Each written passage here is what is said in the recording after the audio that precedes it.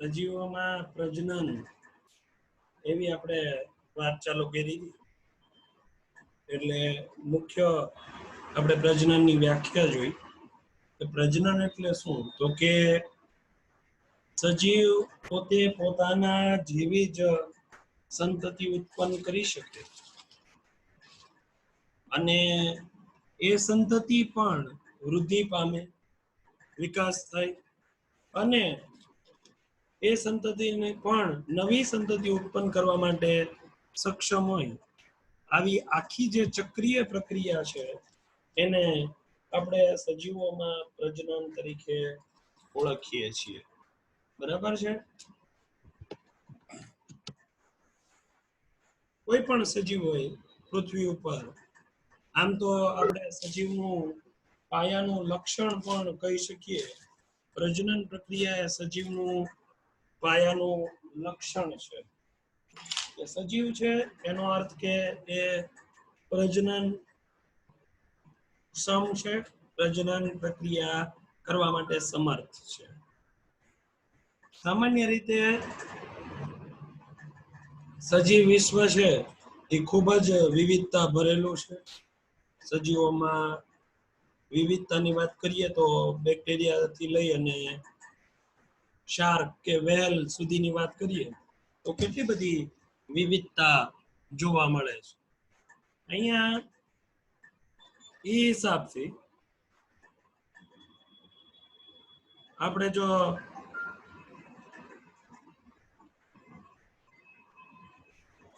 સજીવોની પ્રજનનની વાત કરીએ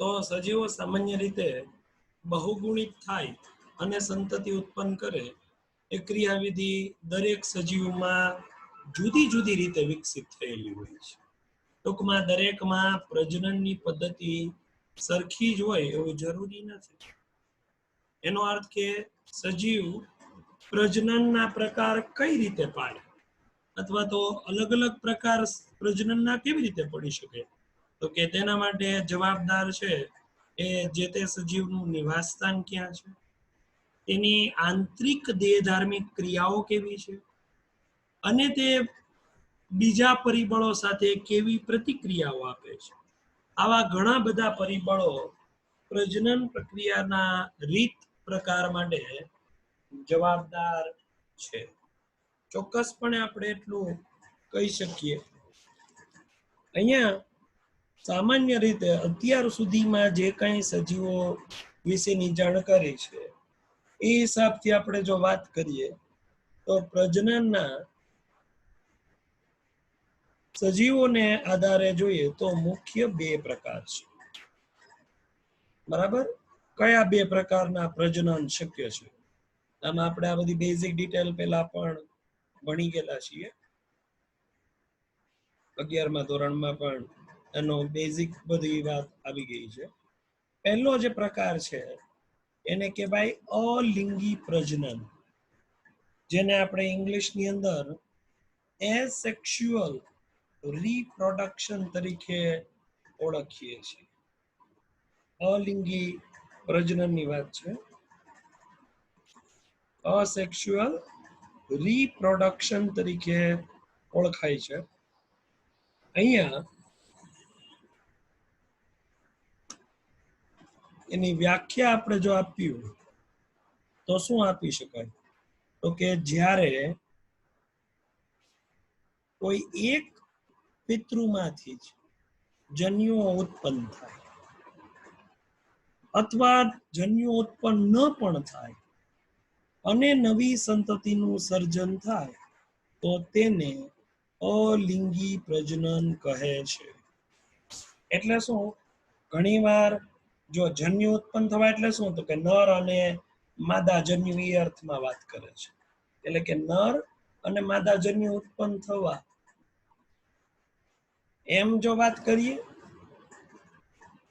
કે એમાં જન્યુ જ ઉત્પન્ન ન થાય એટલે ડાયરેક્ટ દ્વિભાજન કે કલિકા સર્જન થાય તો બે રીતથી જો નવી સંતતિનું સર્જન થાય છે એટલે કે જો જન્યુ ઉત્પન્ન થાય છે તો એક જ પિતૃ છે નર ને માદા અલગ નથી અને કાં તો એમાં જન્યુ જ નિર્માણ નથી થતું, અને આવી જ સિચ્યુએશનમાં નવી સંતતિ ઉત્પન્ન થાય તો એ પ્રજનન પ્રક્રિયાને અલિંગી પ્રજનન પ્રક્રિયા તરીકે ઓળખવામાં આવે છે.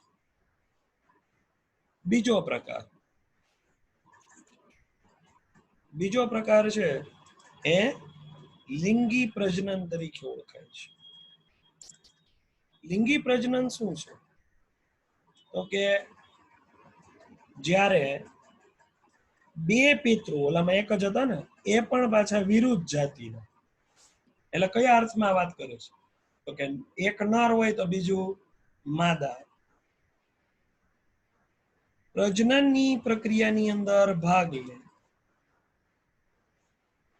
અને નર અને માદાના જન્યુઓ જોડાય તો આ પ્રકારના પ્રજનનને લિંગી પ્રજનન એટલે કે સેક્સ્યુઅલ રિપ્રોડક્શન તરીકે ઓળખવામાં આવે છે. આટલી વાત ક્લિયર?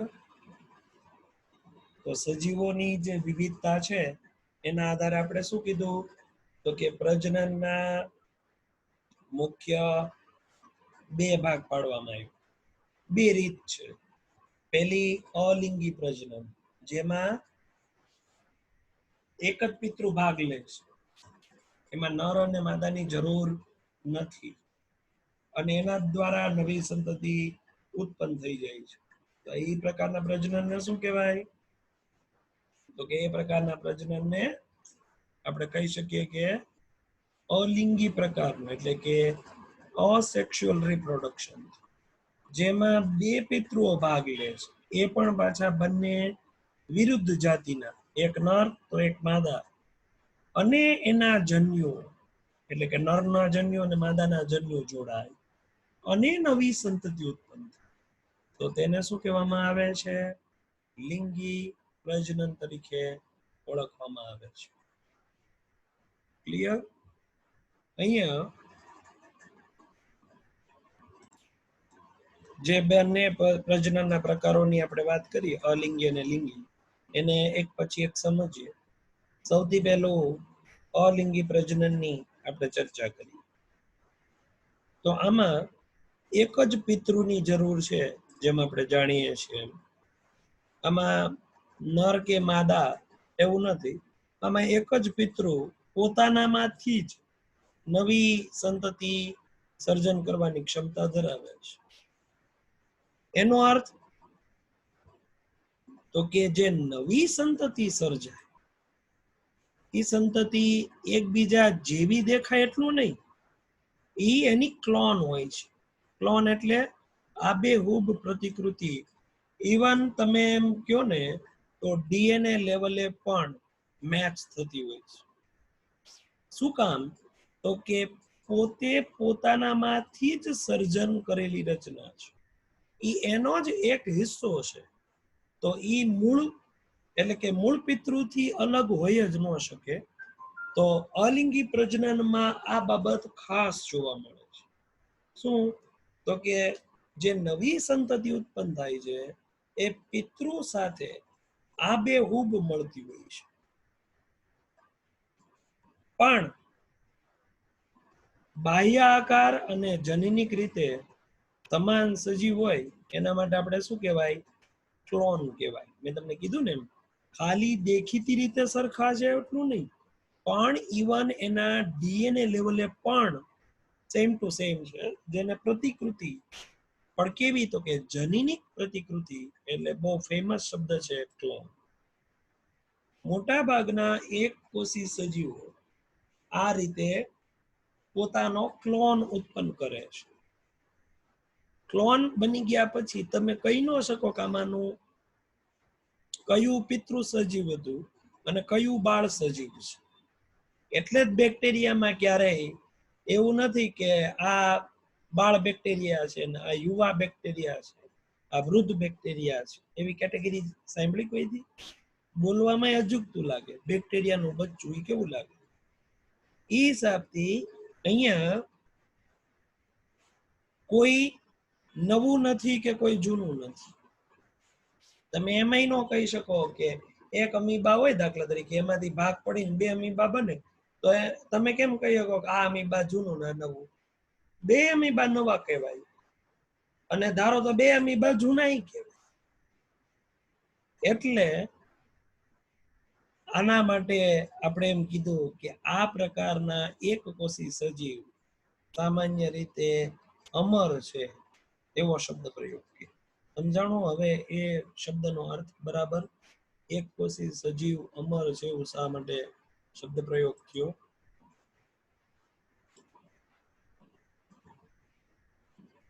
અલિંગી પ્રજનન એટલે બસ એકમાંથી બે, જેમાં દ્વિભાજન જેને આપણે કહીએ, બાઇનરી સિસ્ટમ જે છે એ એક જ નથી. અલિંગી પ્રજનનના પણ પ્રકાર છે. અલિંગી પ્રજનનની પણ અલગ અલગ રીતો છે એ કામ કરે છે. અલિંગી પ્રજનન પણ અલગ અલગ રીતથી થતું જોવા મળે છે. તો આપણે જુદા જુદા સજીવમાં કઈ રીતથી અલિંગી પ્રજનન થાય એનું આપણે આમાં હવે અભ્યાસ કરવાનો છે.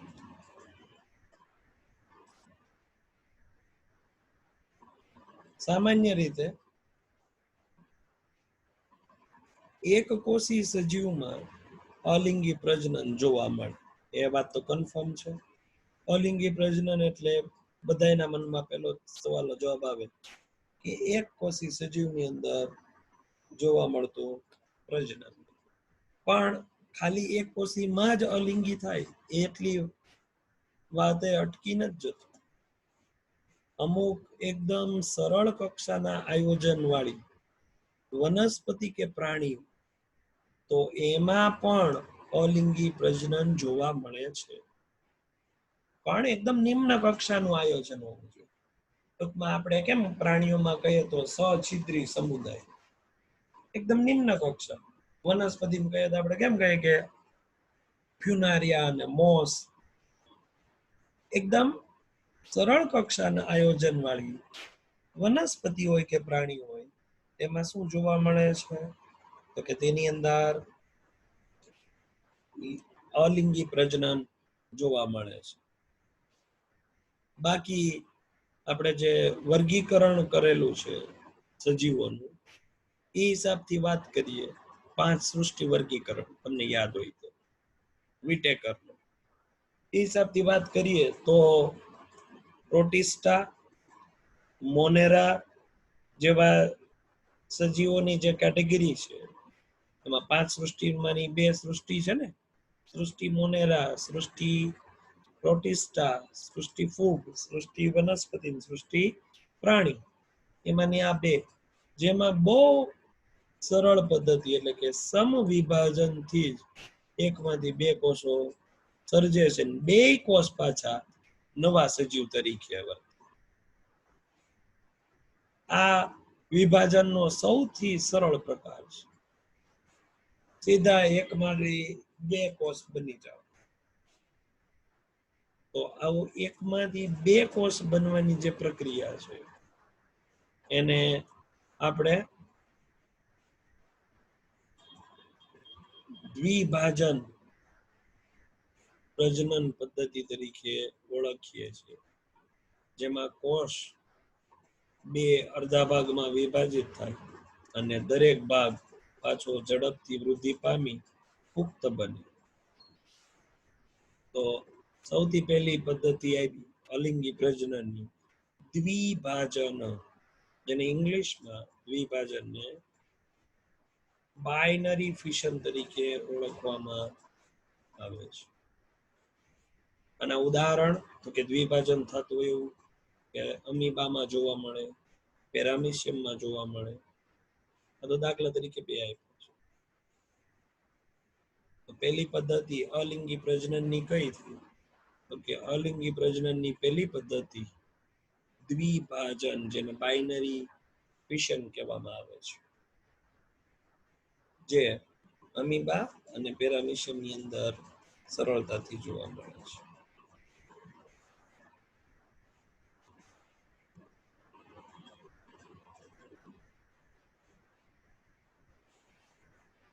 ઈસ્ટની જો વાત કરીએ, ઈસ્ટ એટલે કોષીય ફૂગ, તો એમાં વિભાજનની પદ્ધતિ અસમાન છે. ઓલામાં કેવું હતું, એક્ઝેક્ટ બે અડધા ભાગમાં વિભાજિત થતા હતા, એટલે કે સમાન હતા. અહીંયા કેવા છે, અસમાન છે. એકદમ નાનો એવો એક ટુકડો છૂટો પડે, જેને કલિકાઓ કહેવાય, ઇંગ્લિશમાં બર્ડ્સ કહેવાય. બર્ડ ને પક્ષીઓ ને બર્ડ્સ. ઈસ્ટમાં અસમાન વિભાજન થઈ કલિકાઓ નિર્માણ પામે, નાના નાના બર્ડ્સ ફોર્મેશન થાય, જે પિતૃકોષો આરે તો શરૂઆતમાં જોડાયેલા જ હોય, પછી જેવા એમાંથી છૂટા પડે એટલે એ પોતે એક નવી સ્વતંત્ર ઈષ્ટ તરીકે વર્તે અને વૃદ્ધિ પામી અને પોતે એક પુખ્ત ઈષ્ટ તૈયાર થાય. તો ઈષ્ટમાં જોવા મળતું આ કલિકાઓ દ્વારા થતું સર્જન, એટલે કલિકા સર્જન દ્વારા અલિંગી પ્રજનન, એ પ્રજનનનો બીજો પ્રકાર થયો. પેલો કયો કીધો, દ્વિભાજન, અને બીજો કયો કીધો,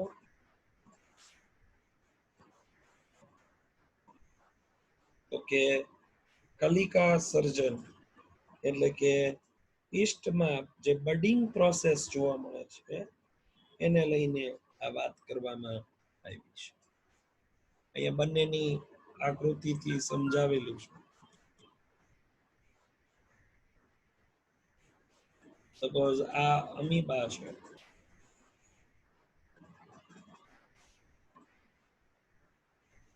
આ અમીબાનો અનિયમિત આકારનો કોષ છે. એમાં અંદર પેલા બે કેન્દ્ર બની જાય, પછી કોષરસ ખેંચાય અને આવી રીતે કોષરસ તૂટવાની તૈયારીમાં હોય. છેલ્લે એમાંથી બે નાના બાળ કોષો જન્મે, એટલે એ મૂળ કોષ કરતા પ્રમાણમાં કદમાં નાના છે, પણ એ ઝડપથી પાછા વૃદ્ધિ પામે. આ બીજા પ્રકારની વાત કરી છે. આ ઈસ્ટનો પિતૃકોષ છે, બરાબર. આ ઈસ્ટ, એમાં આવી નાની એવી કલિકા સર્જન, કલિકા ધીરે ધીરે થોડી થોડી મોટી થતી, અને એક લેવલ પછી આ કલિકા છે એ છૂટી પડી જાય અને સ્વતંત્ર ઈસ્ટ તરીકે એ વૃદ્ધિ પામવાનું ચાલુ થાય. એટલે ઓલામાં કેવું થયું, એક સરખા બે કોષ છે. અહીંયા તમે જુઓ તો એક સરખી સાઈઝના બે કોષ બે, અને અહીંયા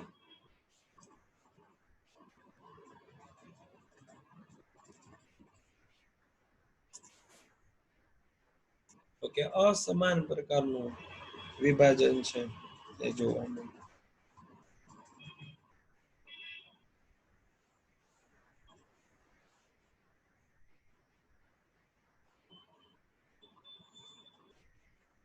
ક્લિયર?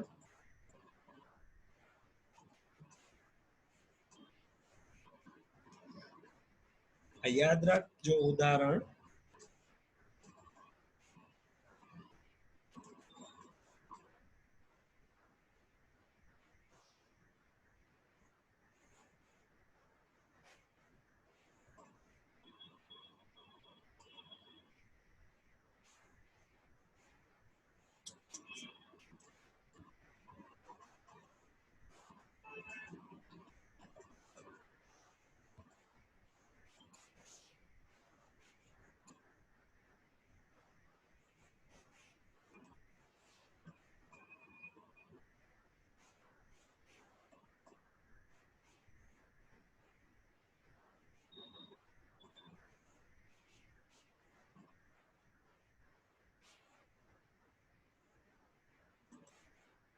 ઘણી વખત પ્રતિકૂળ સંજોગો, પ્રતિકૂળ સંજોગ એટલે કેવા, તો કે જ્યારે બહારનું વાતાવરણ આવા સજીવો માટે અનુકૂળ ન હોય, ત્યારે અમીબા શું કરે છે? ત્યારે અમીબા પોતાના ખોટા જે પગ ઉત્પન્ન થતા હોય છે ને એને પાછા ખેંચી લે અને પોતાની આજુબાજુ એકદમ મજબૂત ત્રિસ્તરીય 3 આવરણ વાળું એક કવચ તૈયાર કરે છે, કોષ્ટ તૈયાર કરે છે, જેને સિસ્ટ કહેવામાં આવે છે. અને આ પ્રક્રિયાને કોષ્ટન પ્રક્રિયા કહેવાય છે. એટલે કે અમીબા એક પ્રકારે નિર્જીવ રચના બની ગઈ છે. પોતે શું કરે છે? પગને બધું કવર પાછા ખેંચી લે છે અને પોતે નિર્જીવ રચના બની જાય છે. જ્યારે અનુકૂળ જોવા મળે વાતાવરણ,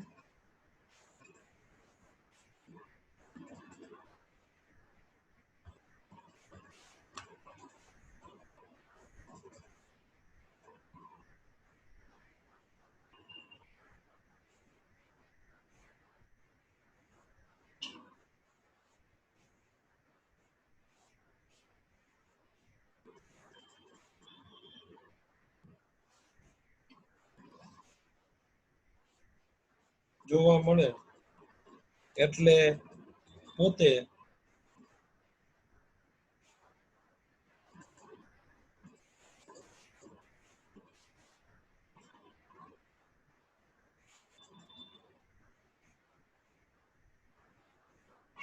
કોષ્ટન પામેલા અમીબા બહુભાજન પામે અને કેટલાય નાના નાના અમીબા જેને કુટપાદીય બીજાણુ કહેવાય એવા મુક્ત કરે એના કોષ્ટનમાંથી. એટલે એક અમીબામાંથી કેટલાય અમીબા નીકળે. ક્યારે? જ્યારે આ ઓલી કોષ્ટનની દિવાલ બની ગઈ છે, ત્રિસ્તરીય કોષ્ટ તૈયાર થયું છે, એ તૂટે છે ત્યારે શું થાય છે? તો કે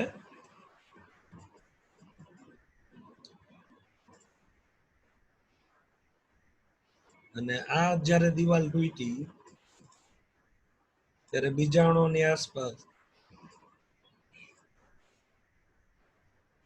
નો જે કાંઈ માધ્યમ હોય એ અનુકૂળ હોય ત્યારે જ આ દિવાલ તૂટી હોય એ માધ્યમમાંથી પોષણ મેળવે અને ઓલા એમાંથી નીકળેલા ઘણા બધા નાના નાના ઉત્પાદીય બીજાણુ હતા એ બધાય વૃદ્ધિ પામે. એટલે આ પણ અલિંગીનો એક પ્રકાર છે જેને બીજાણુ નિર્માણ પ્રકાર કહેવામાં આવે છે.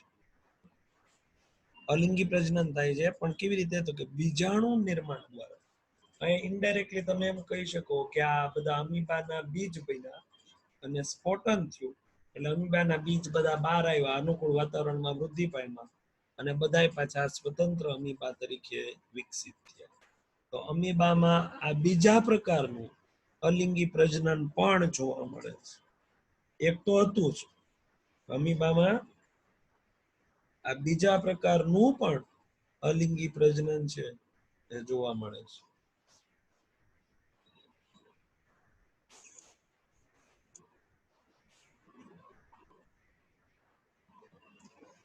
તમને આ આકૃતિમાં વધારે સમજાશે.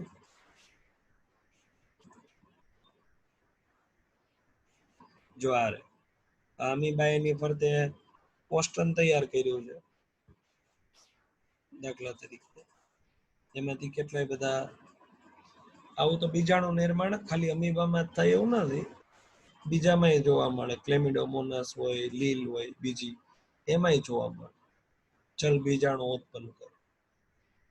એ ક્લેમિડોમોનાસ ના હતા. તમને અમીબાનું પણ ઉદાહરણ બતાવું.